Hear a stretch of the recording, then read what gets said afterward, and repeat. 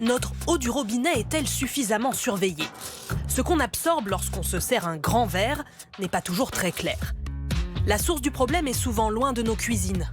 Vous allez voir que dans les champs, les pesticides épandus laissent des traces qui persistent bien longtemps après leur utilisation.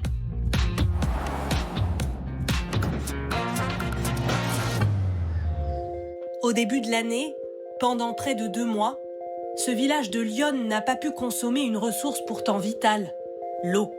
Elle était polluée par un perturbateur endocrinien dont les conséquences sur la santé inquiètent les habitants. Ça fait 1 mois et demi qu'on achète de l'eau en bouteille du magasin, quoi. Et puis on cuit les aliments avec l'eau des bouteilles. Ça devient problématique parce que même pour laver les dents, etc., on fait attention, surtout pour les petits, quoi. On a découvert depuis qu'il y a des soucis dans l'eau, des soucis de peau donc chez mon fils et puis des soucis au niveau du cuir chevelu chez ma fille. Il y a des plaques d'eczéma. D'où vient cette molécule dans l'eau dégriselle le bocage? La réponse est tout autour du village.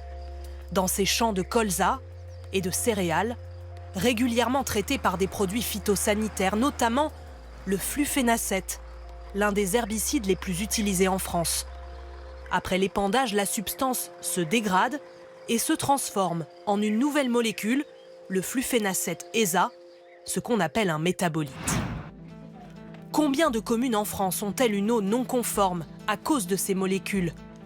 Nous avons compilé des dizaines de milliers de prélèvements publiés par le ministère de la Santé depuis 2016. Nous avons cartographié les lieux où les métabolites dépassent les seuils de qualité autorisés. Au total, 63 082 prélèvements se sont révélés non conformes ces 9 dernières années. En comparant cette carte à celle des achats de pesticides, on se rend compte que les points coïncident avec, en rouge foncé, les départements qui utilisent le plus de produits phytosanitaires. Ce sont eux qui ont l'eau la moins conforme.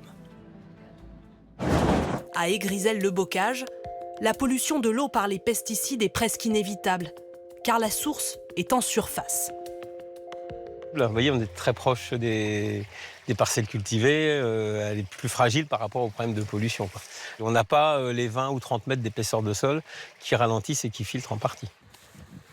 Le maire est lui-même agriculteur. Alors aujourd'hui, il fait face à un cas de conscience en devant couper l'eau à ses concitoyens.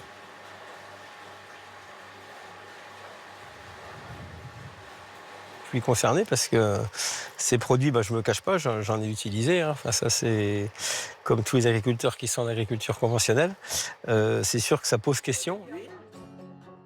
Au village, habitants et commerçants ont dû acheter de l'eau en bouteille, le temps que le filtre à charbon qui épure l'eau de la source soit remplacé. Mais vous allez voir qu'il y a d'autres procédés pour que l'eau redevienne conforme au seuil de qualité. Les autorités peuvent réévaluer la dangerosité des molécules. C'est ce qui s'est passé avec un fongicide, le chlorothalonil. Interdit en Europe en 2020 car considéré comme cancérogène. Il y a quelques mois, la concentration maximale de ces métabolites tolérés dans notre eau a été rehaussée, passant de 0,1 à 0,9 microgrammes par litre. Résultat, des lieux où l'eau n'aurait pas été conforme, en rouge sur notre carte, affichent désormais une ressource propre, comme par magie.